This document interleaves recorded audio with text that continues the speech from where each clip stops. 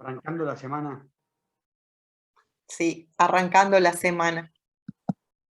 Con audiencia hoy también, pero bueno. ¿Vas a estar mañana en el curso de Derecho Internacional o ya terminaste? Yo ya lo hice. Lo que te iba a pedir, ¿puedo entrar igual o no? Sí, por supuesto, claro. Porque yo lo hice con Bronstein y viste que al final quedó como que era internacional, no era comparado el de Bronstein. Sí. Y ojo que el de mañana es internacional, ¿eh? No, ya sé, pero me gustaría, como es este otro profesor, me parece interesante, aunque ya lo hice, voy a entregar el trabajo, igual entrar si puedo, sin inscribirme, digamos, no sé si eso es posible o no. Inscribirte no te van a dejar, pero entrar sí. Está, bárbaro. Y lo mismo, Josefina, te inscribiste, Yo ¿no? sí, lo arranco mañana. Buenísimo. 8:30. Tempranito en la mañana. ¿Todo bien? Disculpe, no escuché que me preguntó. Bueno, ya son 19:34, así que vamos a comenzar la clase. No sé si hay alguna pregunta. Buenas tardes, profe. Antes que nada, disculpe que antes de empezar, ya de arranque se le escucha lejísimo, ¿eh? Yo escucho bien, pero bueno, no sé si... Perfecto. ¿Alguien más quiere...? La clase pasada dijeron lo mismo, pero yo escucho bien también. No, pero a vos, Josefina, y a Alicia lo escucho perfecto. Es al profesor Castelo que lo escucho lejos, no sé por qué. Al profe lo escucho excelente. Bueno, bárbaro. Acá hay algún otro que puso que escucha mal también. De repente se soluciona ahora a medida que uno va hablando. Capaz que pueden usar auriculares y es mejor. Es cierto, es cierto. Eso es una buena medida. Bueno, ¿alguna pregunta antes de empezar? ¿Alguna cuestión que quieran plantear? Además del tema del audio. ¿Qué tal, profe? Buenas tardes. Alfonsina le habla. ¿Qué, Alfonsina? Yo quería saber si al final usted va a subir las clases a Eva, porque, o sea, me parece como que las graba, pero quería saber nomás. O sea, yo entro a todas las clases, pero hay compañeros que no pueden y todo eso que yo le había planteado en la primera clase, nada, quería saber eso nomás. Estamos subiendo los PPT, no la clase grabada. Sí los PPT, pero no la clase grabada.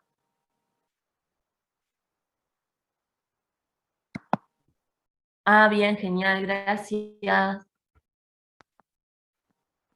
¿Alguna otra pregunta? Bueno, recuerdan que la clase pasada hablamos de los elementos. La clase pasada hablamos de los elementos del objeto, o sea, la caracterización del objeto que queda incluido en las normas laborales, del objeto del derecho del trabajo.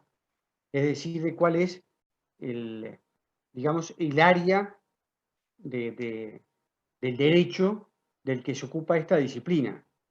Y ahí explicamos que no es toda forma de trabajo, sino aquellas que tienen ciertas particularidades o rasgos típicos, como hablamos específicamente y bastante largo del tema de la dependencia o subordinación.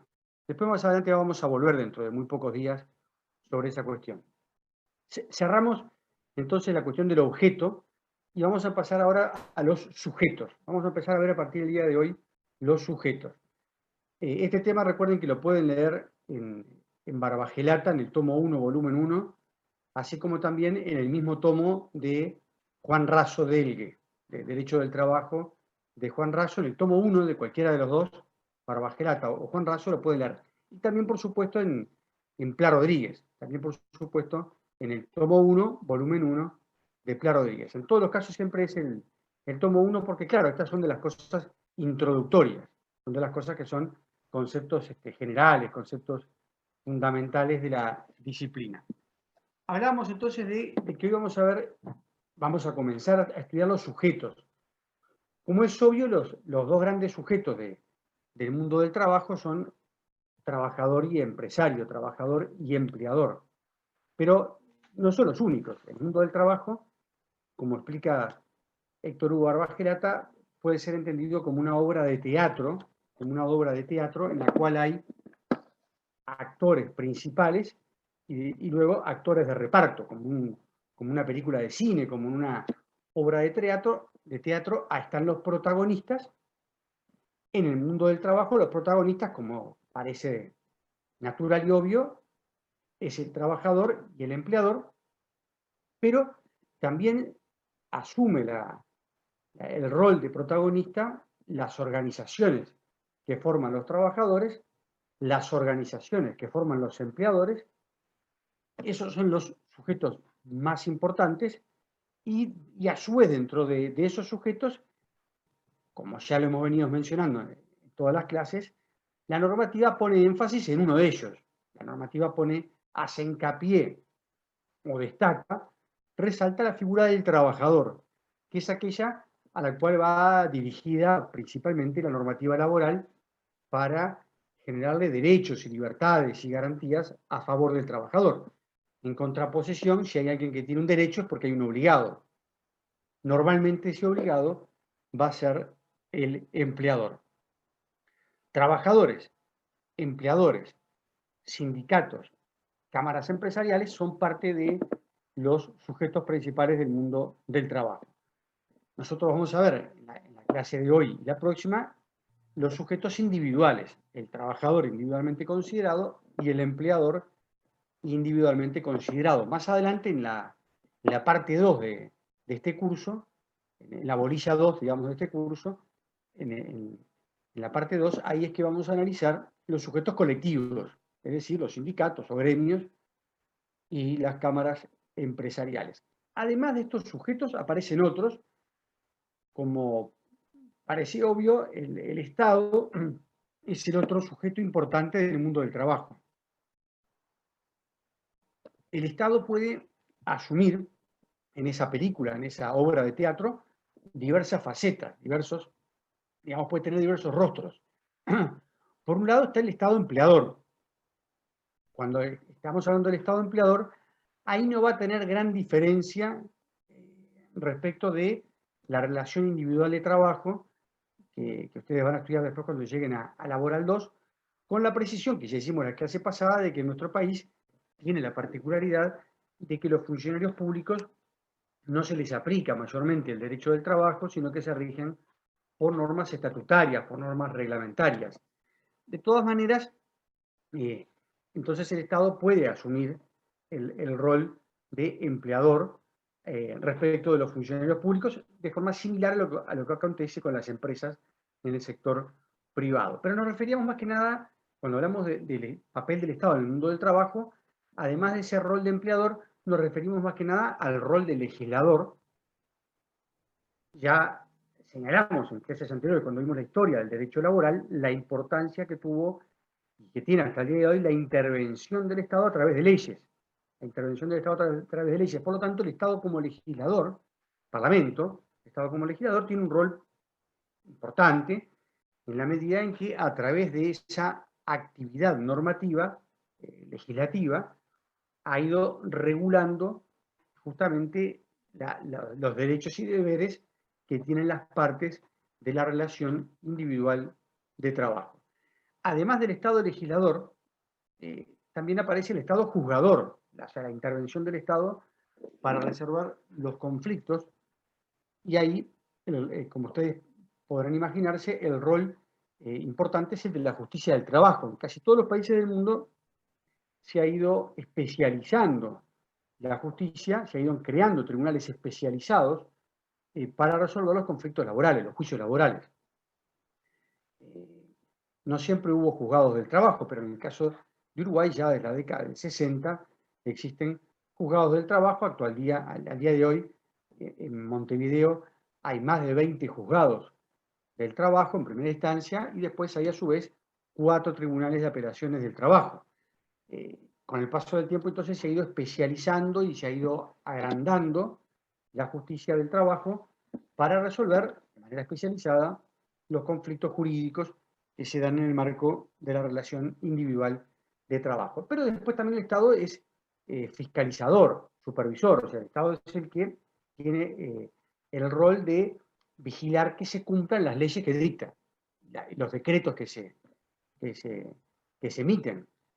Bueno, y en general las normas laborales, ¿no? Las normas de la OIT, que después vamos a ver, la propia Constitución, convenios colectivos, en fin, hay una playa un cúmulo de normas que provienen de distintos ámbitos, de distintas fuentes, y el Estado, entonces, a través de la inspección del trabajo, en el caso de nuestro país, a través de la inspección del trabajo, cumple no solamente un rol de legislar, un rol de juzgar, sino también un rol de vigilancia, de cumplimiento, de garante de cumplimiento de las normas laborales, de esos beneficios, de esas prestaciones, de esas regulaciones que va dictando en diversas materias, incluyendo no solamente los beneficios económicos para los trabajadores, sino también las normas de seguridad e higiene, que son también muy importantes para el resguardo de la vida y la salud de los empleados, de los funcionarios públicos y privados. Y después el Estado también actúa como administrador del sistema, el Estado como administrador, en el sentido de que desarrolla políticas públicas, o sea, a través de los ministerios de trabajo, así como también de otros órganos. En el caso de Uruguay, por ejemplo, aparece el Banco de Seguros del Estado, que tiene un rol de administrador de los seguros de accidentes de trabajo. El Banco de Previsión Social es el que mayormente regula y organiza y administra, gestiona todos los mecanismos para proteger a los ciudadanos, incluyendo a los trabajadores, frente a los riesgos sociales, la pérdida del empleo, bueno, la enfermedad del trabajador, el embarazo de las trabajadoras, la paternidad, la maternidad, en fin, todas las cuestiones que después vamos a ver más adelante. O sea que no piensen solamente en el Parlamento, en la justicia y en el Ministerio de Trabajo. Hay otros órganos que también tienen importancia, incidencia, cumplen un rol, digamos, en el mundo del trabajo. Además del Estado, también hay otros actores que son importantes. Uno ya lo mencionamos varias veces, la Organización Internacional del Trabajo. En este caso se trata de un actor internacional, de un sujeto internacional, de un actor, un protagonista internacional, cuya misión, cometido, vamos a ver después, que es básicamente tratar de dictar normas para regular el trabajo, la relación de trabajo, no solo a nivel de cada país, sino a nivel internacional. O sea, buscar una normativa que actúe como piso mínimo, que actúe como estándar mínimo, que debe ser cumplido por todos los países del mundo, cualquiera sea el lugar donde se cumpla el trabajo. Vamos a ver que a veces se logra, a veces no se logra, pero lo cierto es que desde 1919, hace ya un poquito más de 100 años, 102 años, la OIT cumple un rol importante. Aparecen después otros actores, ya no principales, sino secundarios, que también se mueven en el mundo del trabajo, o sea, en esa obra de teatro que menciona Barbagelata. Por ejemplo, los abogados, por ejemplo, los contadores, por ejemplo, los técnicos prevencionistas, por ejemplo, los asesores empresariales y asesores sindicales. Y así podríamos seguir mencionando entonces cantidad de personas, profesiones, oficios que tienen relación con el trabajo, que tienen relación directa o indirecta con el trabajo, incluyendo hasta los organismos que se han creado para, por ejemplo, dar formación a los trabajadores. En Uruguay tenemos una institución que se llama INEFOP, Instituto Nacional de Formación Profesional. El INEFOP, que es una entidad paraestatal, se dedica justamente a tratar de brindar cursos de capacitación para los trabajadores que quedan sin empleo. En realidad hace muchas más cosas, pero ese, digamos, es la competencia principal o la actividad principal que cumple la INEFOP. Y así podríamos seguir enumerando cantidad de actores, reitero, de organismos públicos, entidades privadas, ONGs, que tienen que ver entonces con el tema del empleo, con el tema del trabajo y con el tema de las relaciones individuales y colectivas de trabajo. Ese conjunto de actores, que son, reitero, cantidad, vuelvo a repetir, piensen en los psicólogos laborales que se dedican a hacer de repente un psicotest cuando alguien va a entrar en el empleo, o hay personas que se encargan de buscar y seleccionar personas para el trabajo. Tenemos los servicios de empleo, tenemos, como decíamos, los servicios de formación profesional, o sea, el sistema educativo. tenemos, como digamos hoy, los inspectores, el Banco de Previsión Social, el Banco del Seguro del Estado, los técnicos prevencionistas, los asesores sindicales, en fin, se podrían seguir enumerando cantidad de actores, y todos ellos generan un entramado de relaciones, un entramado de relaciones jurídicas y no jurídicas, relaciones de poder, relaciones políticas, relaciones sociológicas, económicas, que en conjunto son lo que se llama el mundo del trabajo. En conjunto forman lo que se llama el mundo del trabajo. Bien, dicho esto, entonces vamos a empezar a ver el sujeto más importante, que es obviamente la figura del trabajador. ¿Cómo se define la figura del trabajador? Bueno, ustedes tienen ahí en pantalla, tienen ahí en la placa, diversas definiciones que se han dado sobre la figura del trabajador. Vieron, por ejemplo, que tenemos una de Barbagelata, que dice que es todo aquel que presta sus servicios en una relación de trabajo. Todo aquel que presta sus servicios en una relación de trabajo. De Ferrari, Francisco de Ferrari, antes que Barbagelata, ya hace muchos años, decía, es aquella persona que trabaja bajo subordinación de otra. Acá lo que estamos viendo es cómo identificamos al trabajador, cómo se define la figura del trabajador. Un español, Montoya Melgar, todo muy conocido, dice que es la persona física que se obliga a trabajar por cuenta y bajo dependencia ajena a cambio de una remuneración y en virtud del contrato de trabajo. Fíjense que él agrega algo que no habían dicho los otros autores. Dice, es persona física.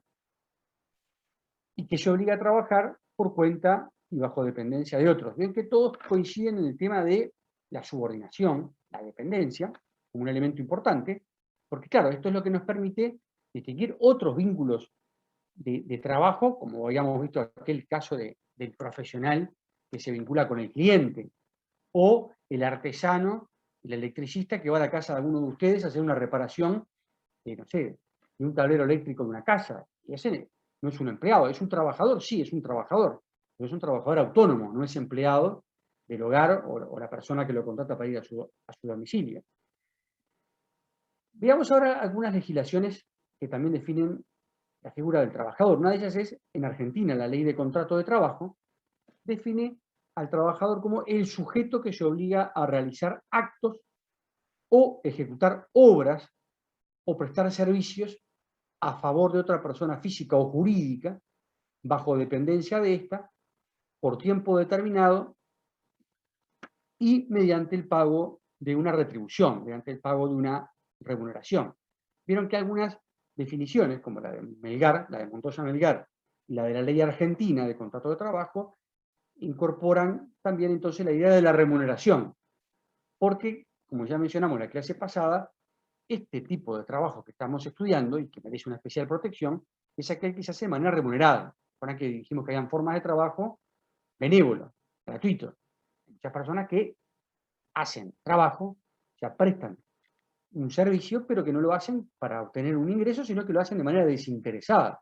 Y veíamos el ejemplo de los padres que hacen de director técnico de los niños en el baby fútbol, o habíamos visto las personas que van a colaborar el Pereira Rosell con los niños que están enfermos, o las personas que realizan una actividad gremial y por lo tanto no son empleados de los gremios. Y así podemos mencionar cantidad de otras situaciones. En fin, podríamos seguir mencionando innumerable cantidad de definiciones. Cada autor tiene su propia definición, pero lo importante es que, como dice Pla Rodríguez, tomo 1, volumen 1, hay una serie de elementos que están presentes, o requisitos, que están presentes en casi todas las definiciones de las leyes, de los códigos y de la doctrina.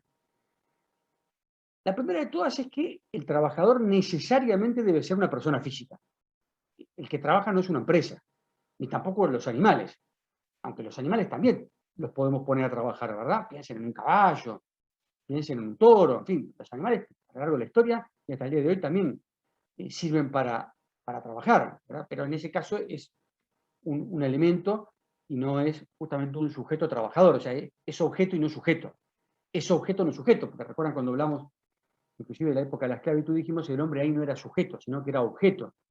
Bueno, acá, hoy día, el hombre es sujeto, no el sujeto del derecho, o sea, es aquel que tiene la posibilidad de, a raíz del trabajo, contraer obligaciones, pero también contraer derechos. Contraer obligaciones, pero también contraer derechos. La legislación laboral es un poco eso, tratar de establecer libertades, protecciones, garantías para las personas, aunque también vamos a ver que atribuye obligaciones, porque obviamente el trabajador, la obligación principal va a ser la de trabajar, va a ser obligarse a cumplir con un servicio. Entonces, primer elemento, persona física. Este es un elemento que ustedes tienen que marcar así con flujo. Solamente, conceptualmente, solo puede ser trabajador una persona física. Vamos a ver después que no importa si es hombre, si es mujer, si es nacional, si es extranjero. No importa si realiza un trabajo manual o realiza un trabajo intelectual, pero tiene que ser persona física. No puede ser un animal, tampoco puede ser un objeto inanimado, y tampoco puede ser, desde el punto de vista jurídico, una empresa. Tampoco puede ser una empresa, tiene que ser, ¿verdad?, una persona física. Tampoco puede ser una organización estatal. Tiene que ser entonces una persona física, un individuo de la especie humana. Segundo elemento, dice Pla Rodríguez, es que el trabajador se caracteriza por ser de carácter personalísimo. O sea, el trabajo y el trabajador es aquello que vimos en la clase pasada como intuito persona. Y eso, recuerdan que ya lo dijimos, significa que la figura del trabajador es intransferible, o sea, no se puede vender el trabajador. Una empresa no le puede decir te vendo el trabajador, necesita el consentimiento del trabajador. A su vez, eso también implica que si fallece el trabajador, sus herederos no heredan esa posición. Ustedes ya lo saben. También significa que si el trabajador se enferma, no debe buscar un reemplazo o un sustituto. Podrá sugerir, mirá, yo no puedo ir a la audiencia, va Alicia o va Josefina, pero no es una obligación el buscar un sustituto. Uno podrá ofrecer, colaborar, pero no hay una obligación de buscar un reemplazo o un sustituto. Otro elemento importante es que no puede hacerse ayudar por terceros, salvo la autorización del empleador. Es decir, si Josefina falta al trabajo, imagínense que ella es empleada de una mutualista, imagínense que ella es médico de una mutualista, ella es pediatra. Bueno, no le puede decir a la mutualista, ella trabaja, imagínense, para la española, o para médico uruguaya. Ya no le puede decir, no, mire, hoy no puedo venir, voy a mandar a mi marido, o voy a mandar a mi padre, o voy a mandar a mi hermano, o a un amigo. No puede, ni puede, ni debe, ni puede. O sea, no está autorizado a cumplir el trabajo a través de otro. El trabajo es personalísimo. El trabajador lo contratan por justamente lo seleccionaron, lo entrevistaron. Bueno, ahora está de moda los psicotécnicos, le hicieron el test, lo entrevistaron, se fijaron sus antecedentes, vieron su formación, su currículum, su experiencia, y dijeron, bueno, es esta la persona que estamos buscando. No hay posibilidad entonces, derecho y libertad de ejecutar la tarea a través de un tercero. Tercer elemento, como dice Pla, es que puede ser en cualquier tipo de servicio, manual, intelectual, científico, profesional. O sea, todos los trabajos, todas las ocupaciones, todos los oficios pueden ser objeto de un contrato de trabajo en principio. En principio. Pueden haber, naturalmente, algunos tipos de trabajos o tareas que estén prohibidos. Ustedes ya se pueden estar imaginando, por ejemplo, el contrato de sicariato. Ustedes lo van a estudiar en Derecho Penal. Es decir, si yo contrato a Alicia para pedirle que mate a otra persona, bueno, eso no puede, porque eso es un trabajo prohibido. O sea, pero fuera de esos casos, o a veces se plantea en las legislaciones que está prohibido el meretricio, o de ese tipo de cuestiones así, ¿verdad?, de actividades que pueden estar prohibidas. Pero como regla, en sentido amplio, todas las actividades humanas, manuales, intelectuales, en sentido amplio, pueden ser objeto, todos los oficios, todas las ocupaciones, que sean lícitas, que estén permitidas por la Constitución y las leyes, pueden ser objeto del contrato de trabajo. Esto incluye, vamos a ver después, inclusive las profesiones.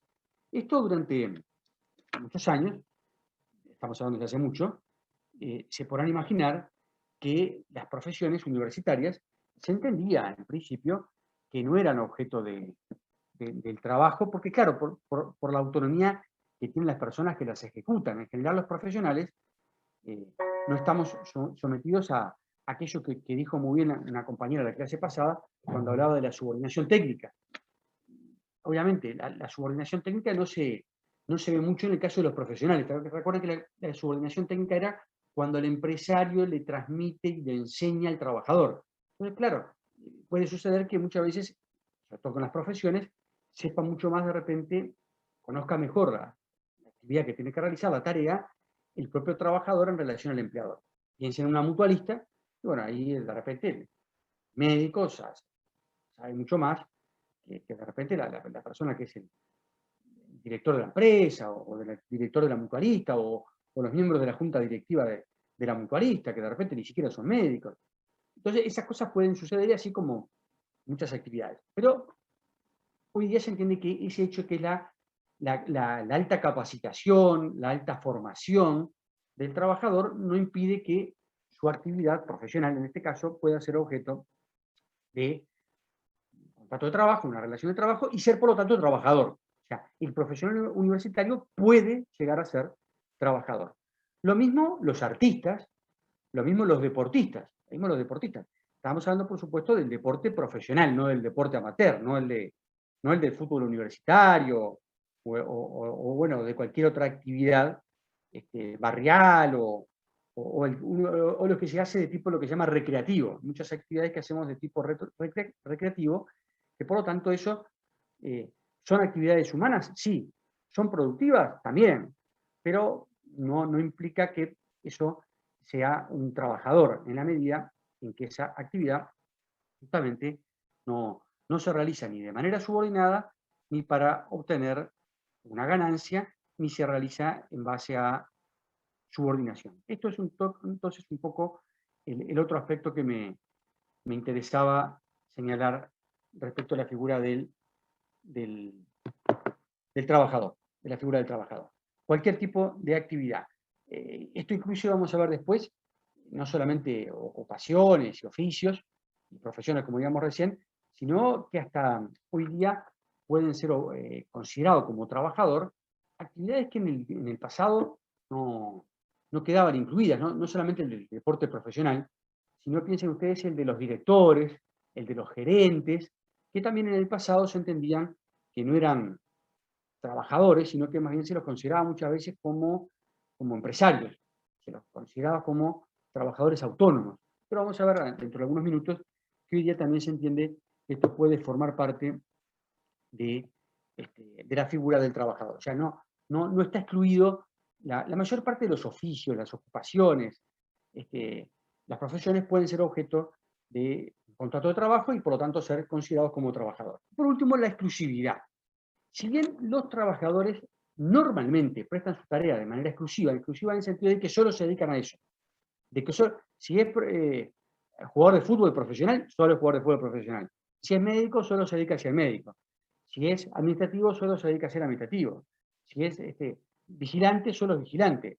Pero como ustedes conocen, hoy día las personas muchas veces desarrollamos múltiples actividades y no por eso deja de ser trabajador. O sea que la condición de exclusividad, si bien puede ser una nota bastante habitual, no implica que es un rasgo distintivo. O sea, no es un elemento distintivo de la figura del trabajador. En definitiva, entonces, el trabajador es una persona física que presta cualquier tipo de tarea, cualquier tipo de servicio, siempre que sea legal, que sea lícito, que no esté prohibido por la legislación, no necesariamente en exclusividad, aunque sí exista muchas veces, y que lo hace de manera remunerada y bajo subordinación. Que lo realiza de forma remunerada y bajo subordinación. Estos son un poco, entonces, los elementos que, sin lugar a dudas, van a estar presentes en las preguntas del primer escrito, ¿verdad? ¿Cómo definen? ¿No? Ahí van a tener la cáscara de banana. Se define el trabajador como toda empresa que brinda un servicio a otro. Y ustedes ponen verdadero. Bueno, ahí está mal porque no puede ser una empresa, ¿no? Es todo caballo que realiza una actividad a favor de los hombres. Bueno, no, los animales no son trabajadores, la persona física. Y el trabajador es aquel que cuando fallece sus familiares ocupan su posición. Bueno, no, eso ya vimos que es de carácter personalista. Vamos a ver ahora, entonces, en los minutos que siguen, las situaciones, lo que Plaro Díez le llama en su libro situaciones especiales. Lo que Plaro le llama en el libro situaciones especiales. O sea, vamos a ver algunas situaciones que en algunas veces, en algunos casos, pueden llevar a alguna confusión, a alguna duda sobre si estamos hablando de trabajadores o si estamos hablando de empresarios o si estamos hablando de personas que, a pesar de que cumplen una tarea, no deben ser reputadas como trabajadores. Lo primero que plantea Pla Rodríguez en el libro, van a ver ustedes en el tomo 1, volumen 1, es lo que él le llama el contrato de equipo y la pluralidad de trabajadores. Él ahí plantea, parte esa del libro, algunos casos en los cuales se advierte que las empresas contratan para realizar una tarea con un grupo de trabajadores. Y hay uno de ellos, que de repente es el líder, de repente es la voz cantante, digamos así, y que es el que hace el arreglo. Por ejemplo, imagínense que yo tengo una quinta en la que tengo limones.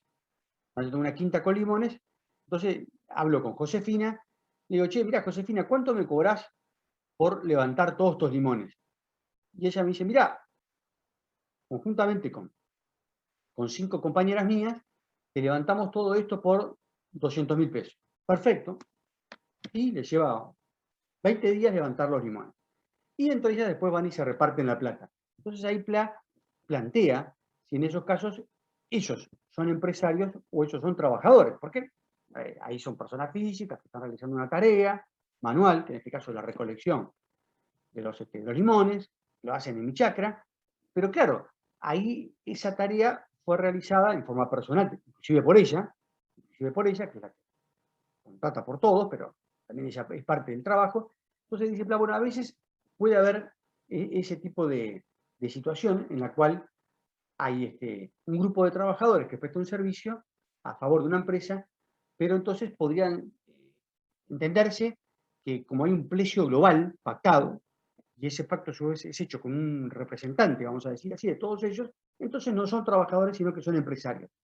Ahí lo que dice Pla es que, bueno, que hay que ver el caso concreto, pero el hecho de que haya un representante de los trabajadores que concierta un precio y que después el representante es el que le paga a todos, eso no implica que ellos también los trabajadores sean empresarios, sino que en realidad son trabajadores. Otra cosa que después se ve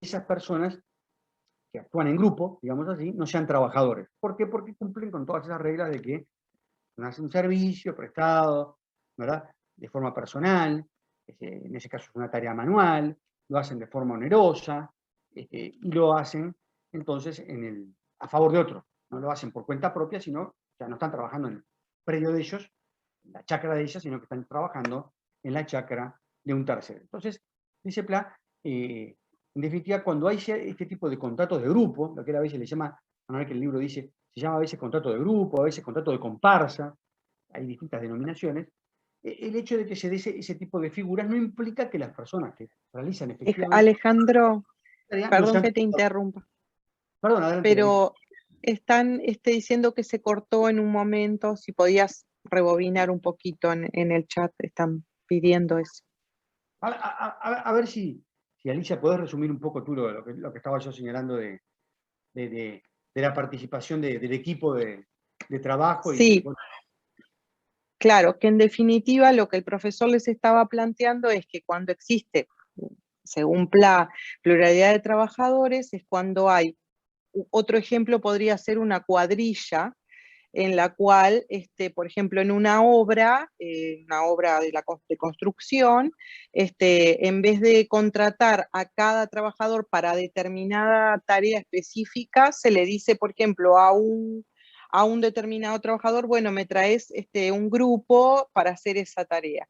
Lo que eso implica es, por un lado, que bueno, podría llegar a considerarse o no, habría que ver el caso específico, si ese capataz o jefe de esa cuadrilla, o mismo en el caso de los limones, es un empresario, o sea, digamos, es una empresa o un autónomo que contrata a otras personas, o se trata de otro trabajador. Lo que sí es cierto que esos trabajadores que vinieron con él, digamos, que son los que constituyen esa cuadrilla, son trabajadores. Y bueno, y ahí después tenemos otros temas que van a venir más adelante, que serán, bueno, obedecen a quién, obedecen al jefe de la cuadrilla y son empleados de él, o son empleados de quien contrató a la cuadrilla, que esos son temas que van a venir más adelante. Creo que es eso más o menos lo que habías dicho, Ale. Perfecto, gracias por resumirlo, decirlo mejor que yo, que yo lo pude hacer. Perfecto, es exactamente eso. Muy buen ejemplo el de la cuadrilla. Y muy buena la puntualización que hizo Alicia. Acá lo importante, no estamos definiendo quién es el empleador. Eso va a venir después, como muy bien dijo ella. Eso va a venir el viernes. Acá lo que estamos viendo es si es trabajador o no, si es trabajador o empresario. Y como muy bien decía ella, bueno, en realidad no es empresario, son trabajadores que están cumpliendo una tarea en el predio de otro, bueno, o en la obra de otro. Y la otra situación especial que plantea Pla, reitero, acá lo que estamos viendo es siempre si se puede definir a esa persona que trabaja como trabajador o es otra cosa. El caso anterior era si son empresarios. Y vimos que, como muy bien dijo ella, no, los obreros de la construcción no son empresarios, son obreros. Después serán obreros de uno u obreros de otro. Eso no es lo que estamos viendo. La otra situación es contrato entre familiares. Empecemos por los cónyuges. La pregunta es, ¿puede, si hay, imagínense que hay un cónyuge que tiene una empresa, o sea, imagínense que tiene un supermercado, ¿verdad? Los esposos tienen un supermercado. ¿Puede el otro cónyuge ser empleado de ese emprendimiento? ¿Puede un cónyuge? Entonces ahí como ustedes se pueden imaginar, porque esto sí ustedes ya lo saben, de derecho de familia, acá la situación naturalmente va a ser siempre marginal, va a ser siempre excepcional, porque como regla, cuando un cónyuge realiza una tarea, en el marco de un hogar o en el marco de una sociedad conyugal, digamos, matrimonio, esa tarea se hace en función justamente de qué es eso, de que es una sociedad conyugal y de que hay, recuerdan ustedes, los deberes recíprocos, los auxilios recíprocos. Los cónyuges tienen que ayudarse entre sí, no solo desde el punto de vista de la salud, sino también deben ayudarse desde el punto de vista económico. Entonces, recuerdan ustedes que, inclusive, aun cuando estén separados de bienes, aun cuando puedan haber hecho capitulaciones matrimoniales o estar separados de bienes, existe ese deber de colaboración y de auxilios recíprocos. Además, como dice ahí la placa, los cónyuges, por ley, Código Civil, están en igualdad de posición jurídica. Con lo cual, aquella idea de subordinación, de que hay uno que manda al otro, puede desdibujarse o puede, digamos, hacerse más difícil de verificar en la práctica en la medida en que los cónyuges tienen ese estatus de igualdad jurídica entre sí.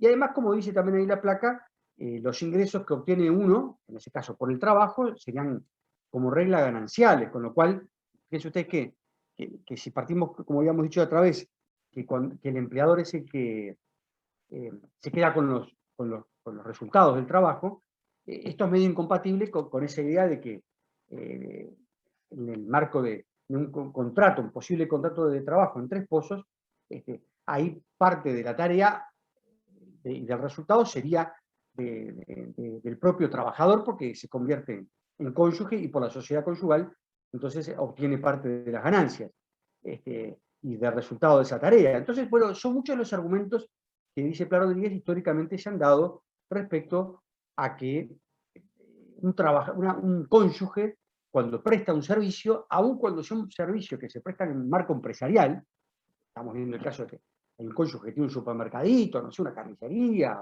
o no sé, yo que sé, un estudio jurídico, un estudio contable, y bueno, entonces es difícil de percibir que se pueda dar una relación en la cual uno sea empleado del otro, Alguien quería intervenir, alguien levantó la mano y no me di cuenta quién era.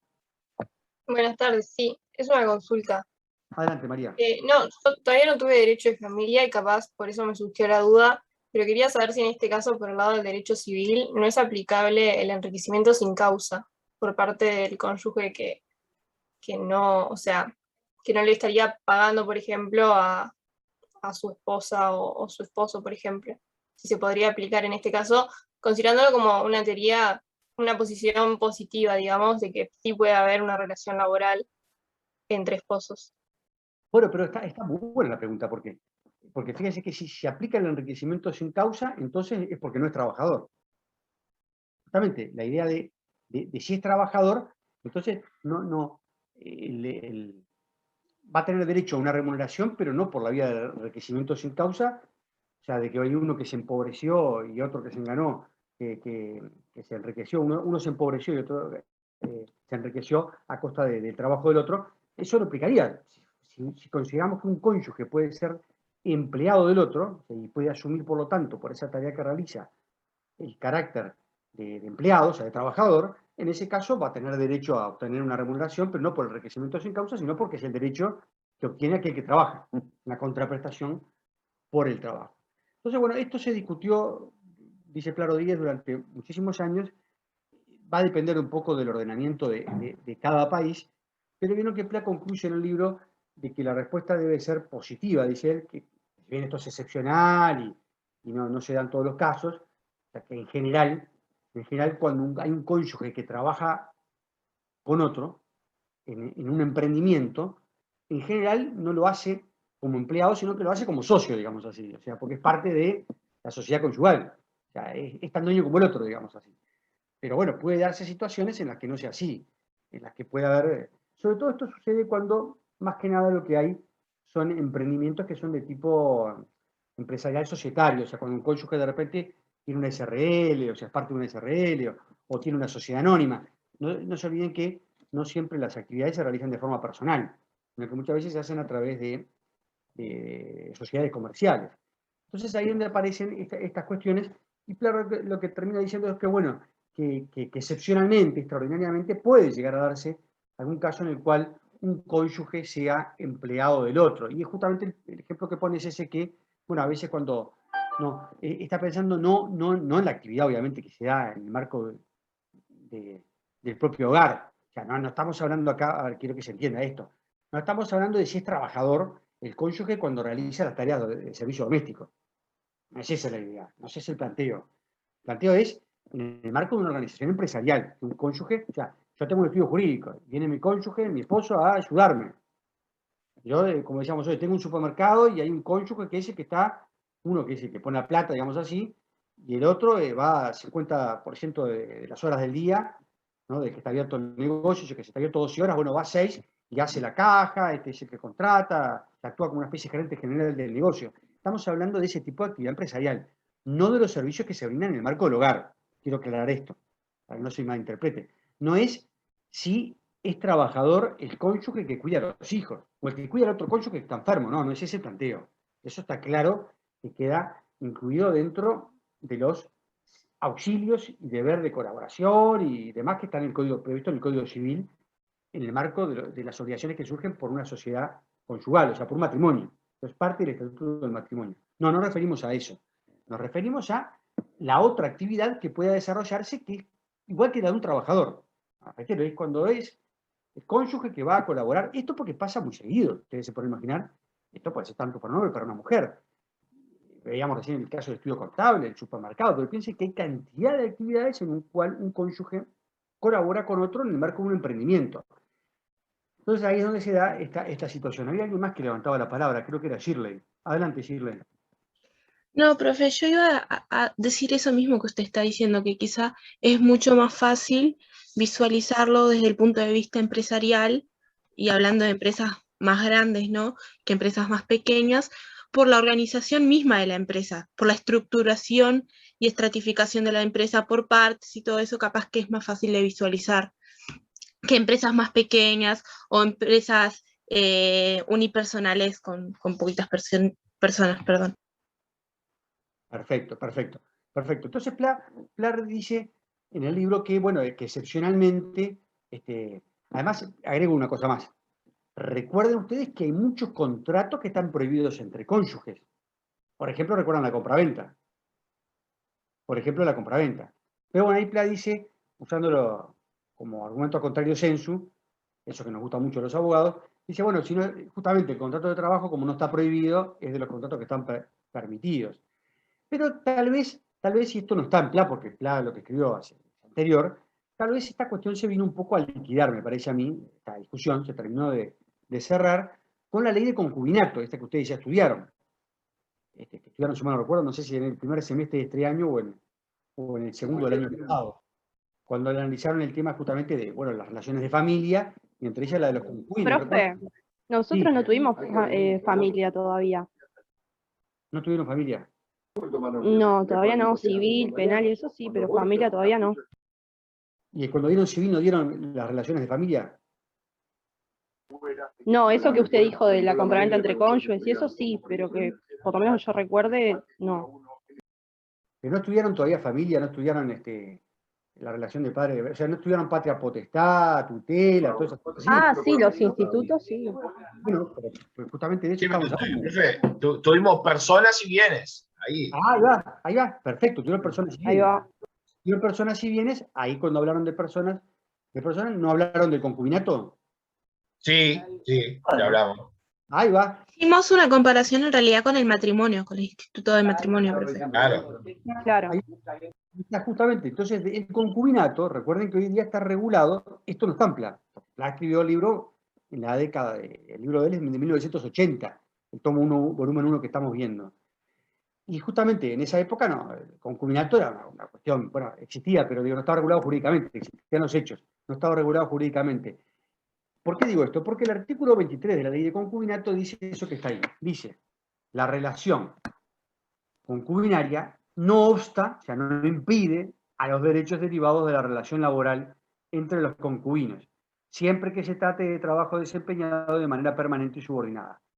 Se presume dicha relación, salvo prueba en contrario, cuando uno de los concubinos asume ante terceros la gestión y administración del negocio o la empresa. Entonces, fíjense ustedes que por ley, actualmente, por la ley del 2008, como dice ahí, si un concubino colabora de forma permanente y bajo subordinación, o sea, recibe las órdenes, se realiza un trabajo propio de un empleado, digamos, realiza un trabajo equiparable al de un empleado en el negocio del otro, y se lo presume como empleado, parecería entonces si esa regla aplica para el concubinato, también debería aplicar para los cónyuges.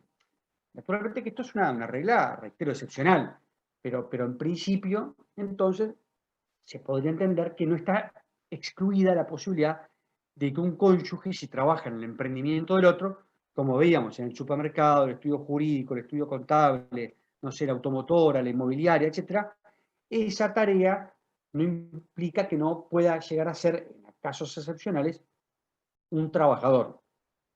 Porque, vuelvo a repetir una vez más, acá lo que estamos viendo es si esa tarea es una tarea que se hace en función de ser concubino, en función de ser cónyuge, de ser esposo o esposa, o si se entiende que esa tarea puede haber un segundo plano, que es el de ser trabajador.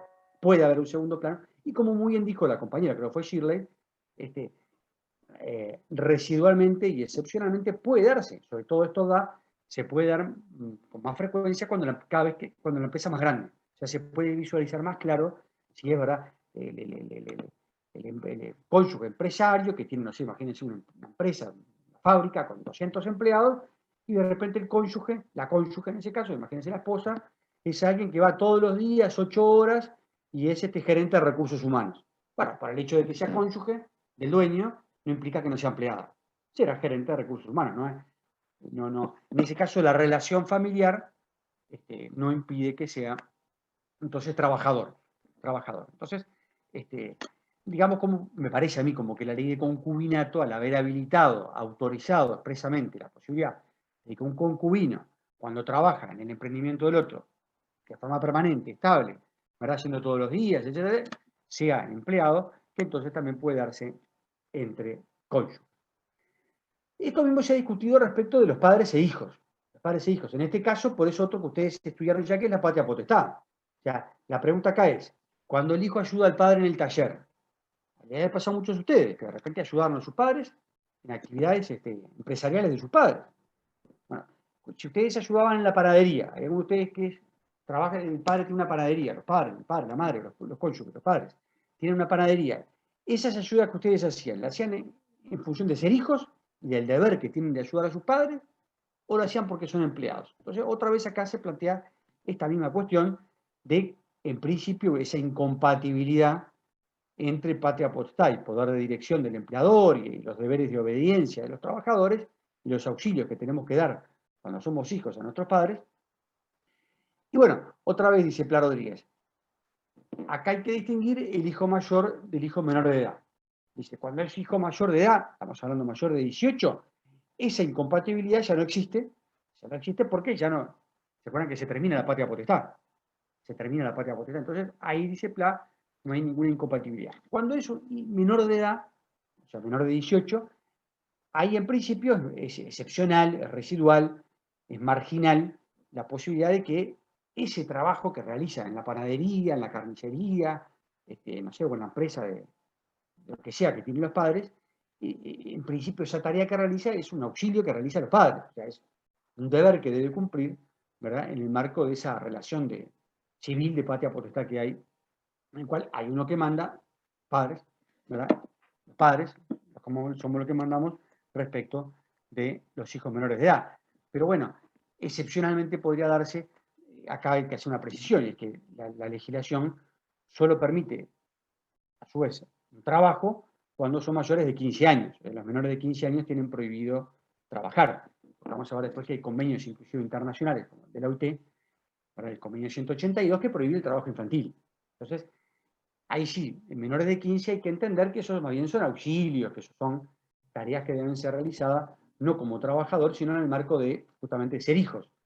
Pero bueno, volviendo al tema, entre, digamos así, la ventana de discusión se da entre los 15 y los 18. Después de los 18 no hay duda de que el hijo, si realiza una actividad remunerada para un padre, no hay ninguna prohibición. Bueno, y de hecho ustedes deben conocer cantidad de casos de hijos que trabajan para emprendimiento de los padres. Bueno, eso también se puede dar a la inversa, ¿verdad? Se puede dar a la inversa, naturalmente. Profe, una pregunta. Los padres también podrían ser empleados de los hijos. Cuando los hijos mayores de 18 tienen un emprendimiento, un negocio. No puede darse al revés, que el hijo sea el que tiene una carnicería, un supermercado, y sea el padre el que realiza una tarea remunerada. O sea, no es, el hecho de que haya ahí una relación de padre a hijo, o de hijos a padre, no implica esa relación civil que no pueda, que trabaja, en ese caso, en la medida de que haya dependencia, de que vaya, ¿verdad?, 8 horas al día, bueno, 8 las horas que sean, que vaya todos los días, o sea, que cumpla con las características propias de un trabajo, de un empleo, que haya, por lo tanto, esa situación de esa persona que realiza el servicio ser calificado como trabajador. Sí, adelante, María Inés. Que usted dijo que cuando ya es mayor de edad no hay inconveniente, pero si viviese en la misma casa que el padre, ¿puede trabajar en la empresa del padre? Exactamente, esa es la respuesta que da Pla Rodríguez. Él dice, excepcionalmente, pero y en la medida que se cumpla todo lo que vimos, ¿no? De que sea subordinado, de que lo haga de forma onerosa, de que lo haga, ¿verdad?, varias horas en el día, de forma estable, todo, y que sea en el marco de una organización empresarial. Claro, perfecto, gracias. Otra vez, no estamos hablando de los auxilios que deben realizar los hijos dentro del hogar. O sea, no estamos hablando acá de si los hijos tienen que hacer la cama, tienen que hacer los mandados o tienen que cocinar. Esas son tareas hogareñas que no tienen nada que ver. Estamos hablando siempre de tareas productivas en el marco de un emprendimiento que tiene el padre, que tiene el cónyuge, que tiene el concubino, que tienen los novios, etcétera, etcétera. Entonces ahí nos preguntamos, todas esas tareas que son las propias que hace un trabajador, el hecho de que haya una relación familiar, de que sean tío y sobrino, de que sean entre hermanos, o sea, las relaciones familiares, esa sería la pregunta, las relaciones familiares en sentido amplio, obstaculizan de que esa tarea productiva, subordinada, sea calificada a la persona como trabajador. La respuesta es no, no hay normas que lo impidan, pero sí hay que tratar de diferenciar todas esas tareas de otras obligaciones familiares que puedan existir en el marco de justamente de la patria potestad, la tutela, en fin, todo lo que acabamos del matrimonio, el concubinato, etcétera, etcétera. En definitiva, entonces, para concluir toda esta parte de las relaciones familiares, no impiden de que pueda, en algunos casos, otra vez, extraordinarios y excepcionales, la persona que realiza esa tarea productiva, tarea, digamos, de tipo de trabajo, trabajo en un sentido amplio, ser considerado como un trabajador. La otra situación es la de los socios. Esto ya un poco lo planteamos en clases anteriores. En la clase anterior, cuando vimos el tema del objeto del derecho del trabajo. La pregunta es, ¿la persona que es socia de una sociedad puede también ser trabajador? ¿Puede tener la doble condición? Esa es la pregunta. Bueno, vayamos por el absurdo. Vayamos por el absurdo. Imagínense que yo soy dueño de un supermercado, que ese supermercado es una sociedad anónima, una sociedad de acciones simplificadas, la que llamamos ahora la SAS, SAS, una sociedad por acciones simplificadas. Imagínense que yo soy el titular de un supermercado cuya figura jurídica es una sociedad por acciones simplificadas. Y yo soy el dueño del 100%. Les pregunto, ¿les parece que yo, en ese caso, puedo ser empleado de esa sociedad? ¿Qué les parece a ustedes? Reitero, es una carnicería. Y yo soy Sí, el dueño del profesor. 100%, yo soy el dueño del 100% de las acciones. ¿Yo puedo ser empleado de la carnicería? Sí, claro, obvio. Y piénsenlo bien, antes de responder, Sí, piénsenlo sí, bien. sí, sí, obvio que sí. Reitero, es una carnicería y es una sociedad anónima o una sociedad por acciones simplificadas. Y el 100% soy yo. ¿Yo puedo ser empleado de esa sociedad de la que yo soy dueño? Y no, porque si soy dueño de todas las acciones, profe. En el 100% de ustedes, Pero no patrón te absoluto. dijiste que era una SA. Sí. ¿Y no hay otra persona más? No. No, si sos el dueño. No, puede ser una SA y puede tener el 100% de las acciones. Y en ese caso no puede ser empleado porque tiene el 100%. En cambio, si no tuviera el 100%, sí podría ser empleado. Ahí va. Si es el 100% no, está muy bien lo que dijo Silvia, lo que dijo Alejandra, si es el 100% no, porque en ese caso yo soy el empleador de mí mismo. ¿Quién me da las órdenes? No se olviden que el trabajador es el que cumple una tarea al servicio de otro y bajo las órdenes de otro. Si yo soy el dueño de la carnicería, el único dueño, aunque sea una sociedad, anónima, operaciones simplificadas, no puede ser, ahí no puede haber una doble condición de socio, ¿verdad? O de dueño, o de titular de la empresa, y de empleado. Naturalmente que el empresario trabaja, pero trabaja en sentido amplio. Trabaja en sentido amplio. Porque acá lo que estamos viendo, reitero, es si esa persona que trabaja puede ser trabajador en el sentido del derecho laboral, de que merece una protección. Ahí no puede haber trabajador porque es trabajador en sentido amplio, pero no en los términos del derecho laboral, porque la tarea que está realizando, ¿verdad?, no es subordinada. La tarea que está realizando no es subordinada. Ahora, vayamos a otro ejemplo, que un poco lo mencionaban recién las compañeras. Imaginemos una sociedad, ¿verdad? Imagínense que es Coca-Cola. Imaginemos que es Coca-Cola. Y yo tengo 100 acciones de Coca-Cola. Yo compré el otro día, fui a la bolsa, imagínense que se venden en la bolsa, y yo compré 100 acciones de Coca-Cola. Y yo soy auxiliar administrativo de Coca-Cola. La pregunta es, por el hecho de tener 100 acciones de Coca-Cola, o sea, soy socio de Coca-Cola, tengo 100 acciones, seguramente eso debe ser el 0,000000001% de las acciones de Coca-Cola. El tener 10, 15 acciones de Coca-Cola, ¿inhibe que yo sea empleado de Coca-Cola? A ver qué dice Silvia, qué dice Shirley. En el caso de tener 10 acciones no inhibe para nada, es el caso de los taxistas, de CUSA, muchos de ellos son socios y reciben su parte por socio y reciben su sueldo por ser empleado. Perfectamente, perfectamente. Además, profe, tendríamos que añadir el factor que hablamos siempre, que es muy importante, el de la subordinación. O sea, no necesariamente por ser socio, soy el que va a dirigir todas las directrices de esa empresa o institución en el caso. Ahí está, ahí está. O sea que, dice Pla Rodríguez, con eso ya vamos hablando de la clase, el hecho de tener calidad de socio de una sociedad comercial, en principio no es normal ni habitual de que el socio sea también empleado. O sea, estamos hablando acá de si un socio puede tener doble calidad. Y acá hay que hacer una distinción, una precisión, que la hice hoy. Los socios trabajan. A ver, imagínense que todo lo que estamos acá, ponemos una SRL, ¿verdad? Y uno de los socios es, imagínense, Uno se encarga de las compras, otro se encarga de las ventas, otro se encarga del personal. Bueno, esos son repartos de roles entre socios, ¿no? Eso no implica que social, no sé, otro ejemplo, imagínense que, veamos hoy, que Alicia, Josefina y yo ponemos un estudio, los tres somos abogados y ponemos un estudio, ¿sí? Y bueno, uno, imagínense que se dedica a derecho de familia, el otro se dedica a derecho comercial y otro se dedica a derecho laboral. Bueno, no significa que seamos empleados de nosotros dos, entonces que yo le voy a reclamar un aguinaldo a ellas dos y ellas me van a reclamar un salario vacacional a mí, no, somos socios. ¿Trabajamos? Sí, por supuesto, los socios trabajan. Los socios trabajan, hasta el socio, ¿verdad? Más, hasta el inversionista más sofisticado, no sé, imagínense en Bill Gates, también realizan una actividad y van a reuniones y captan clientes. Hay distintas formas de trabajo en el sentido amplio de la palabra. Acá lo que estamos hablando es de que para tener la calidad de trabajador, como vimos hoy, no alcanza con desarrollar una actividad, sino que hay que hacerlo de forma remunerada y subordinada.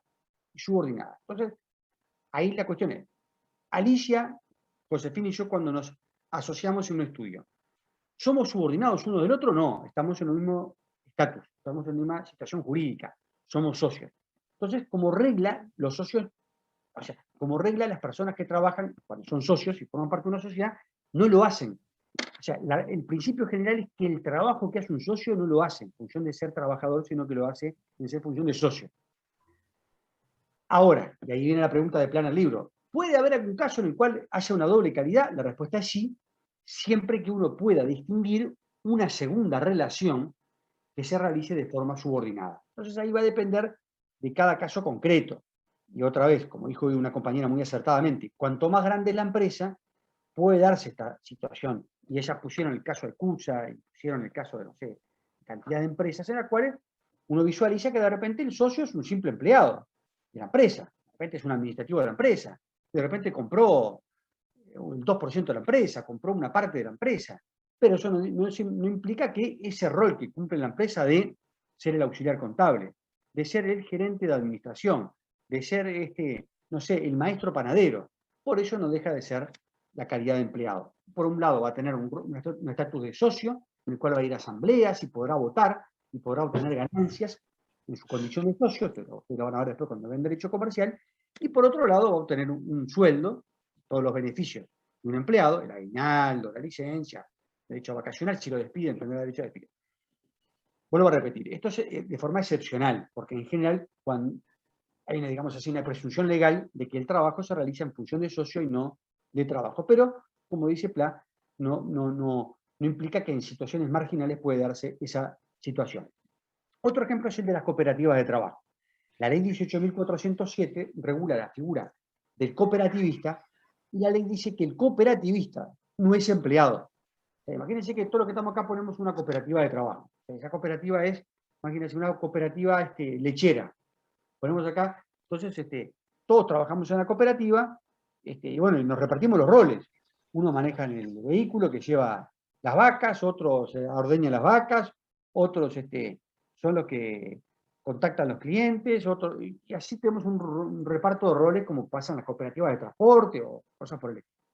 Bien, la ley de cooperativa lo que dice es que los socios cooperativistas no son empleados, sino que son socios. ¿Qué tipo de socios? Socios cooperativistas. Pero hay un artículo de la ley, el artículo 102 de la ley, que establece que los socios de las cooperativas igualmente tienen todos los derechos laborales, no por ser empleados, sino porque entienden de que los socios deben tener de todas formas, por esa actividad laboral que realizan, obtener los beneficios del derecho laboral, salvo el despido, dice, salvo el derecho a cobrar despido. Los que son excluidos de la cooperativa no tienen derecho al despido, sino que ahí dice salvo la IPD. La IPD es la indemnización por despido. La indemnización por despido. O sea que la ley en Uruguay, por un lado, la ley establece que el socio cooperativista es un socio, que por lo tanto la relación que tiene con la cooperativa es societaria, no laboral, pero les aplica de todas formas los beneficios sociales, laborales, porque entiende de que ese tipo de tarea que realiza merece una protección especial, merece una protección especial. O sea que, como regla, el trabajo de los socios en cualquier tipo de sociedad no es un trabajador, sino que lo hace en función de socio, pero puede haber casos marginales, excepcionales, extraordinarios, donde uno ubique un segundo trabajo, digamos. Puede haber otro tipo de tarea. ¿Eso cuándo lo va a detectar uno? Bueno, cuando uno ve que ese tipo de tarea es asimilable o comparable a la del resto de los trabajadores de la empresa. Como digamos hoy, el que puso la compañera, el chofer. Bueno, ¿qué diferencia hay entre el chofer empleado y el chofer socio? Bueno, es lo mismo. Entonces ahí, o lo mismo es el auxiliar administrativo, o lo mismo si es un vigilante, lo mismo si es un chofer, veíamos hoy el caso del chofer taximetrista, etcétera, etcétera. Bueno, y para finalizar la clase, la otra situación especial es el de los directores de las sociedades anónimas. ¿Verdad? La pregunta es si los directores de las sociedades anónimas son empleados o pueden llegar a ser empleados de la empresa. Esta cuestión dice Pla que hay que distinguir entre los directores a secas y los directores empleados. Los directores gerentes, digamos, o también se les llaman directores ejecutivos.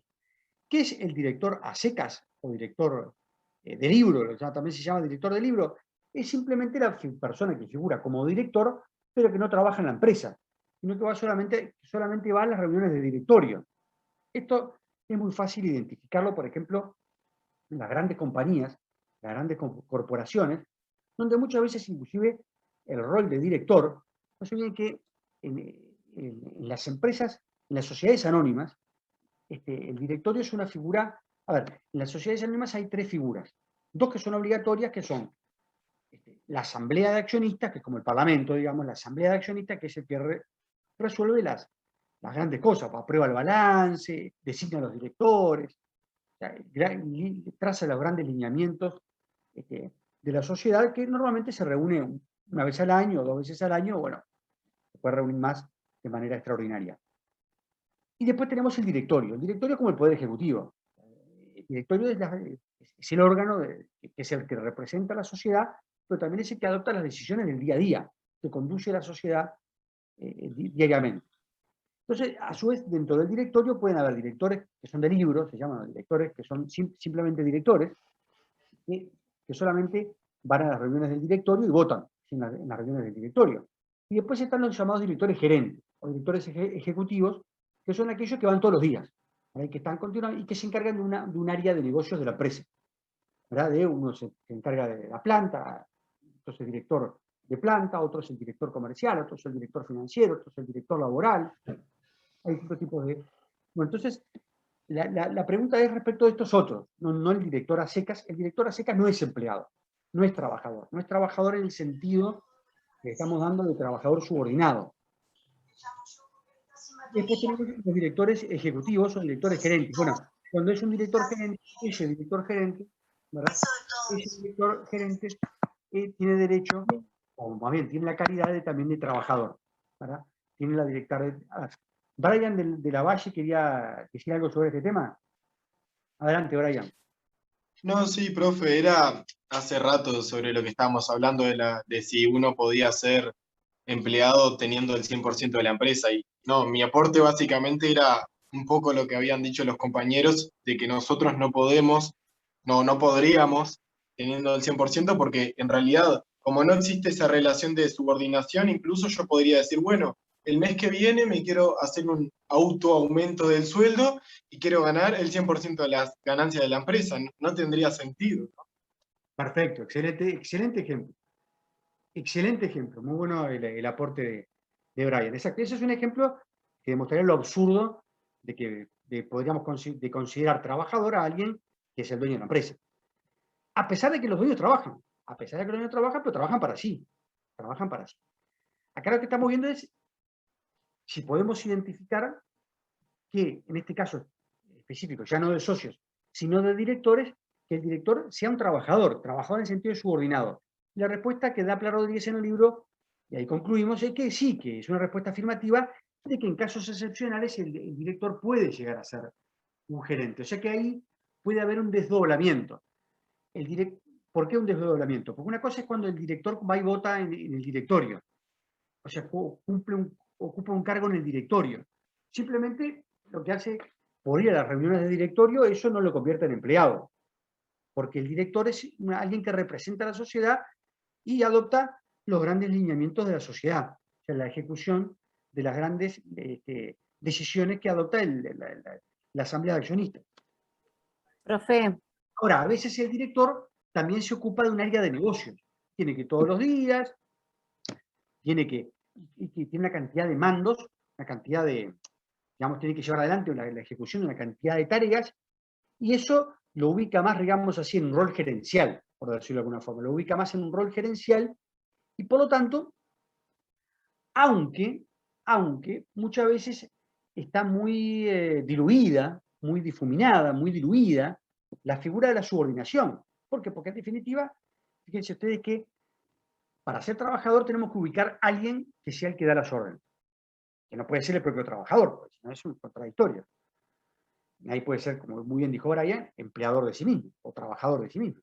Entonces, en algunos casos marginales, excepcionales, podemos a veces encontrar una diferenciación entre el rol del director y ese mismo director que también ocupa un cargo gerencial dentro de la empresa, lo que se llaman directores gerentes, y ese director, por lo tanto, no es incompatible. Quiero decir, puede haber un caso en el cual hace un director que el director en sí mismo no es empleado. Esa es la conclusión que tenemos que sacar. El cargo de director en sí mismo no es un cargo de empleado. ¿Por qué? Porque yo le pregunto, ¿de quién sería empleado? O más bien, ¿subordinado de quién? Ustedes podrán decir, bueno, del subordinado de la asamblea de accionistas. Está bien, pero la asamblea de accionistas es una figura de los accionistas que se reúnen de vez en cuando para adoptar las grandes decisiones. Y ahí la subordinación no es tan clara, porque simplemente lo que le dan son lineamientos, directivas de cómo debe llevar adelante el directorio un plan que vota una vez al año. En cambio, cuando uno es gerente, director gerente, ahí encontramos un segundo cargo, que es ese, como decíamos, de soy gerente de recursos humanos, soy gerente comercial, soy gerente de planta, y ahí sí, ese director, por el solo hecho de ser director, no implica que uno pueda tener una segunda relación con la sociedad, que sea una relación laboral. Entonces ahí encontramos una relación de director, el director no es empleado. El director no es empleado. El Código de Comercio y las leyes de sociedades comerciales dicen que el director no es empleado. Pero si a su vez el director ocupa una tarea laboral propiamente dicha, de un gerente o de un empleado cualquiera, entonces ahí adquiere esa doble condición, que en este caso va a ser de director por un lado y de trabajador por el otro. ¿De trabajador de qué? De gerente, por ejemplo. Y ahí sí vamos a identificar una figura de trabajador. Sí, adelante, Silvia. Alejandra.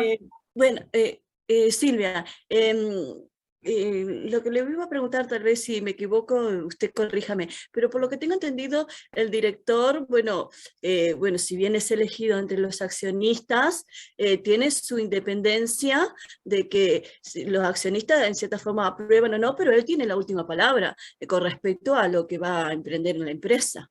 Entonces él, como quien dice, tiene su propia decisión y además tenía entendido que asumía las responsabilidades como si fuera el dueño de la empresa. No sé si eso es correcto o no. Está perfecto, Silvia. Por eso, está muy bien, Silvia, lo que dijiste. Por eso el director en sí mismo no es empleado, no es trabajador. El director no es trabajador, es un representante de la empresa. Lo que estamos preguntando nosotros, o se pregunta acá en el libro, ¿no? Estamos analizando es, ¿el hecho de ser director impide que a su vez tenga un cargo de empleado en la empresa? La respuesta es no. El director puede ser empleado de la empresa, pero para eso tengo que identificar un rol diferente al del director. Y el ejemplo que yo le ponía es, el director, a ver, esto pasa muchas veces. Hay gente que, sobre todo en las grandes corporaciones, de repente es un empleado de confianza de la empresa que es de repente un jefe de departamento y que ocupa un cargo en el directorio, sobre todo cuando son compañías internacionales, extranjeras, multinacionales, que en Uruguay no tienen a nadie. Entonces de repente es una multinacional enorme y en Uruguay tienen que nombrar un director. ¿Y a quién nombra? Y de repente nombran director a un gerente de la empresa. Entonces la pregunta es, el hecho de que ese gerente también ocupa un cargo en el directorio, ¿hace que deje de ser trabajador? La respuesta es no. Pero para eso tengo que encontrar planos bien diferenciados, o sea, roles bien diferenciados, tareas bien diferenciadas. Una es la tarea, como muy bien dijo la compañera, Silvia, cuando el director va y se reúne con el director, y se reúne en el directorio con los demás directores o con los accionistas, y ahí adopta decisiones. Eso no es empleado. Eso no es empleado. Y esa remuneración que puede obtener no es como empleado. De hecho, la Seguridad Social, vieron que decía la placa, de hecho el BPS a los directores no los trata como empleados, no los considera empleados, los considera trabajadores independientes. El BPS, ahora, si además gana 200.000 pesos por ser gerente comercial, por ese otro vínculo va a tener que estar en planilla de trabajo, va a aportar a la Seguridad Social del BPS como empleado, va a ser un empleado más. Entonces ahí tengo dos roles. Uno de director, que no es trabajador, y otro como gerente, que es trabajador. Alejandra, adelante. Era con respecto a eso que estaba explicando usted recién, profesor, que es con respecto a si percibía un sueldo, porque me quedó claro que el director no es empleado, eso sí, pero por ejemplo el gerente que es a secas, como decía hoy usted o explicaba en la placa, si percibía un sueldo, si se le consideraba en ese caso empleado o no. Mire, le voy a dar un ejemplo. Alicia Martínez es directora del Banco Santander y le pagan $3.000. ¿Es empleada ella del Banco Santander? ¿Es trabajadora ella? La respuesta es no, es directora. Ahora imagínense que Alicia además es abogada del banco, además de ser directora, es abogada del banco.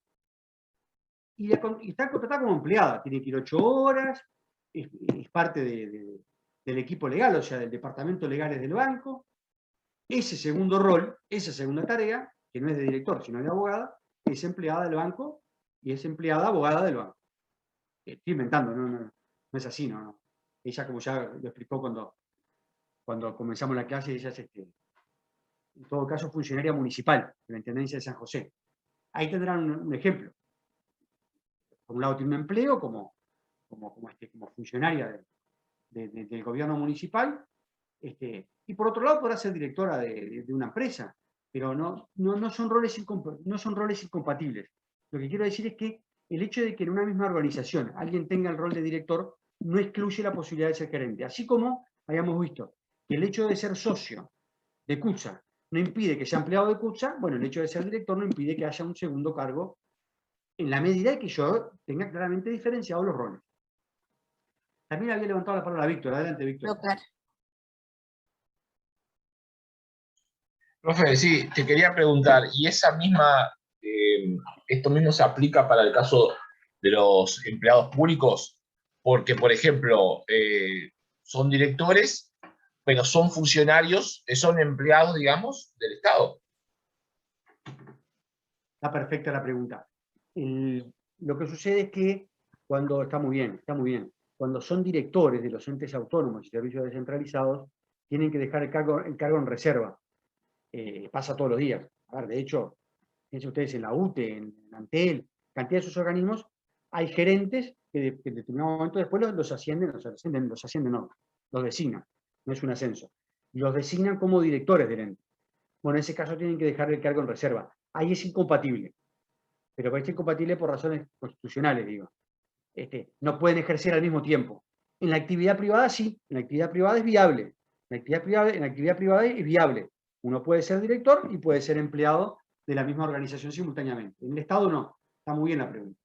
En el Estado no se puede ser funcionario público y simultáneamente ocupar un cargo en el directorio del ente autónomo o servicio descentralizado. Es incompatible. Pero eso lo establece, no me acuerdo si el artículo 200, creo que es de la Constitución, el 199. Pero está muy bien la pregunta. Está muy bien la pregunta. Bueno, y lo último que quedaba era eso, y con eso termino. O sea, si el hecho de ser funcionario público le impide que sea trabajador. Bueno, los funcionarios públicos son trabajadores. Lo que pasa es que no se rigen por el derecho laboral. No se rigen por el derecho laboral. Mayormente, se rigen por normas estatutarias. Es decir, los funcionarios del gobierno de San José se rigen por normas dictadas por el gobierno departamental de San José. Los de Montevideo tienen otro estatuto. Los de la OCE tienen un reglamento de funcionarios de la OCE. Los funcionarios de la Administración Central, de los ministerios, se rigen por la Ley 19.121, modificativas, que establecen los derechos y deberes de los funcionarios de la Administración Central. Y así con cada uno de los entes autónomos, servicios descentralizados, gobiernos departamentales, Administración Central, tiene un estatuto diferente. Ahora, son trabajadores en el sentido amplio del término, de que son personas físicas que cumplen una tarea, un servicio productivo, y que lo hacen de manera remunerada, no lo hacen de forma benévola o gratuita. Y subordinada. Lo que pasa es que esa subordinación, que en el caso del empleo público se le llama relación funcional, no se le llama relación laboral, sino relación funcional, se rige por reglas diferentes que no es el derecho laboral. No es el derecho laboral. Bueno, si no hay ninguna otra pregunta o intervención... Sí, yo te quiero hacer una pregunta, porque en el gremio de la salud, más que nada, hay un principio de desigualdad, no de igualdad, porque, por ejemplo, a los médicos se les permite tener cargos públicos y trabajar ya sea en las Fuerzas Armadas, en la Autoridad Policial, y a su vez trabajar en salud pública. Pero a los enfermeros no. ¿Cuál es el reglamento que los rige? ¿Por qué es eso? Porque tendría que ser, ganan menos, permitirlo trabajar. Pero es al revés. Y eso es una gran verdad. Eso. Los funcionarios públicos tienen prohibido trabajar en más de una entidad estatal. O sea, no pueden tener más de un empleo público. Los funcionarios públicos tenemos prohibición, digo tenemos porque yo soy funcionario de la universidad, pero justamente hay algunas excepciones. Una de ellas es, por ejemplo, el ser docente. Yo puedo ser docente de la universidad y, no sé, podría ser abogado de la OCE. Otro ejemplo, como muy bien decía Víctor, es el de los médicos. Los médicos pueden trabajar en el Hospital Maciel, en el Hospital Pasteur, en el Banco de Seguro del Estado, en el Banco de Previsión Social, en Sanidad Policial y en Sanidad Militar. No me acuerdo cuánto es la acumulación, pero creo que hay una prohibición de hasta 50 horas. Creo que pueden acumular cargos públicos hasta 50 horas. Pero como muy bien dice él, esas mismas ventajas no las tienen otros funcionarios públicos, que no pueden trabajar, si son funcionarios del Ministerio de Trabajo, no pueden trabajar en el Banco de República, o en el Banco Hipotecario, cosas por el estilo. Sí, es exactamente así, hay normas constitucionales y legales que han prohibido la acumulación de cargos a nivel público, salvo algunas excepciones, como estamos viendo, los docentes, los médicos. Los médicos, no me acuerdo si hay alguna otra excepción. Así como hay algunas incompatibilidades establecidas en la Constitución, como el caso de los jueces, por ejemplo, que solo pueden ser jueces. No pueden tener ninguna otra actividad, salvo la docente, salvo la actividad docente. Bueno, les agradezco que hayan escuchado, se nos fuimos un poquito de tiempo, porque siempre terminamos menos 10 y son y 56. Nos reencontramos el viernes, que vamos entonces a cambiar el eje y vamos a ver el empresario. Cuando vimos el trabajador, el viernes vamos a ver el empresario. Esto lo pueden leer en PLA, o en Barbagelata, o en PLA, o en Juan Raso. En cualquiera de los libros pueden leer entonces la otra figura, y el otro lado del mostrador, el empresario. Nos vemos el viernes. Que tengan una buena noche. Nos vemos. Nos vemos. Buenas noches a todos. Hasta la próxima. Chao, chao, que pasen bien. Hasta luego, bro.